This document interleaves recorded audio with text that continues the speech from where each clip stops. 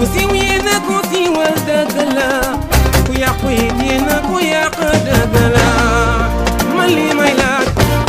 Toujours dans votre journal People à la présentation Seydina Tange mu Serigne Saliou sur le canal 33 Leral TV ba tey dañuy demaat ci wàllu scandale financier boobu nga xamante ni amoon na foofu ca poste muy affaire poste finance Abdoulaye Bibi Baldé qualifié de brigadier financier. Les travailleurs de la poste finale, précisément ceux du syndicat national des travailleurs des postes télécommunications SNTPT, ont organisé une rencontre avec la presse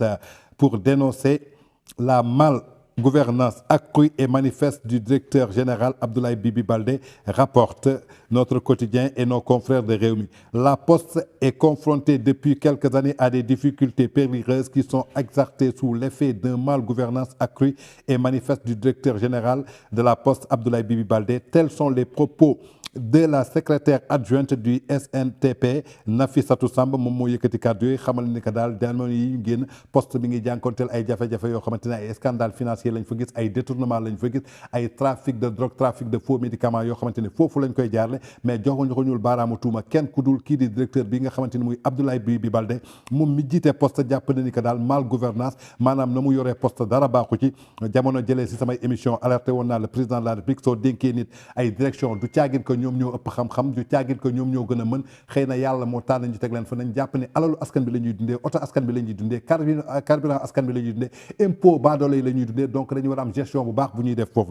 tey nag waa poste ci boppam ñoom ñoo jóg di ŋàññi kii seen patron di seen directeur Abdoulaye Bibi Baldé xamal nañu leur patron serait un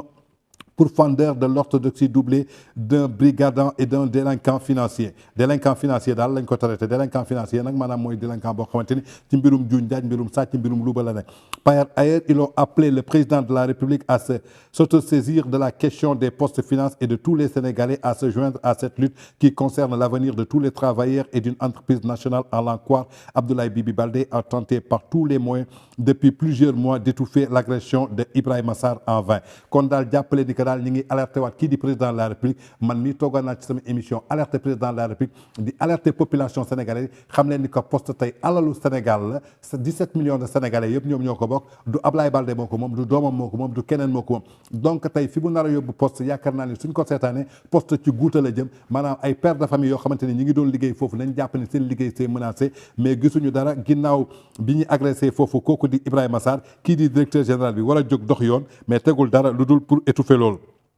Par ailleurs, la Poste peine à honorer ses engagements contractuels. Maintenant que les salaires de plus de 4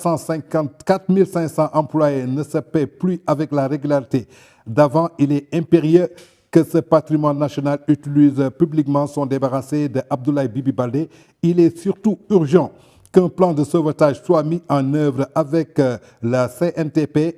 a précisé que le sinistre plan de relance connecté par la direction générale et dans lequel il a appelé à la déflagration d'au moins 2500 travailleurs n'a jamais fait l'objet de discussions en interne. Paradoxalement, il a continué à recruter à tour de bras pour les secrétaires généraux. Les comités sectoriels postes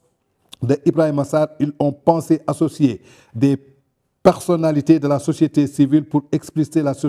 la situation qui prévaut à la Poste. La Poste est politisée et aux outrances de mauvaise gestion. Le garguerre, malgré ses multiples alertes et les travailleurs, Abdoulaye Bibi Baldé a profité de ses manigances et de ses ressources qui restent à la Poste. Nous avons décidé et décrié les marchés fantaisie attribué à sa famille et à ses amis au détriment de l'exploitation, a-t-il dit. ba tey ñi ngi dénoncé ay marché yoo xamante ni da koy attribué ay famille ba noppi di recruter ay yoo xamante ni tey politiquement la leen di recruter alors que 4500 employés yi nekk poste 2500 employés yi nekk poste pour ñu fay leen seen salaire ay problème la moo tax ñu traité kii di Abdoulaye Bibi Baldé de délinquant financier. Dans un contexte où les remboursements sont supérieurs aux versements, la CDC devant rassurer. La conséquence est que les clients se présentent au niveau des structures de la Poste sans pour autant avoir satisfaction. Cela accentue la perte de confiance et montre aussi de la stratégie de l'État qui consiste à laisser pourrir la situation pour ensuite envisager des réformes impopulaires. Ils veulent provoquer au niveau des populations sénégalaises un sentiment de rejet de la Poste. La SNTP, qui s'est déjà constituée partie civile, réclame à toutes les lumières soient faites sur toutes ces affaires qu'Abdoulaye Douy Baldé, le directeur général, répondre de ces actes mafieux et délictuels. Le syndicat a appelé une fois de plus le président de la République à se saisir de la question de la Poste Finance, car il est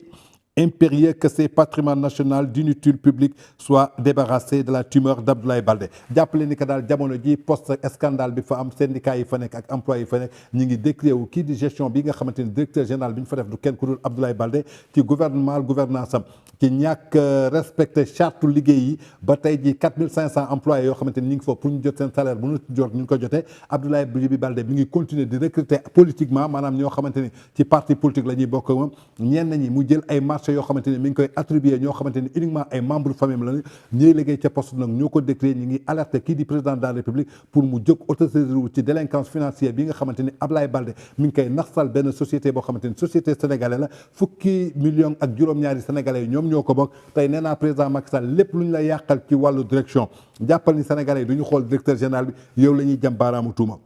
kon nag soo nekkee ci gouvernement yor benn mandat boo xamante ni yaa ngi ciy liggéey di wane sa kéemtalaay kàttan di xëy guddeeg bëccëg tey yaakaar naa ne waroo liggéey ak ñoo xamante ni dañuy may opposition bi foo xamante ni dañuy gàkkale sa mandat donc le président de la République ñu ngi lay lancer appel di la alerte au nom des Sénégalais nga autosaisir foofu ca ba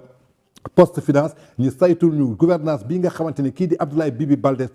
compte yu mu war rendre mu rendre ko nga jël dossier bi jébal ko OFNAC tey li fi indi woon CREI ba sanctionné kii di Karim Wade li fi indi woon CREI tey ba sanctionné kii di Khalifa Sall tëj ko ci kaso bi su dee am na képp koo xamante ni sénégalais nga yaa ngi lekk alal askan bi caabi dafa la war a féetee ginnaaw ba noppi nga remboursé ko jusqu'au dernier centime.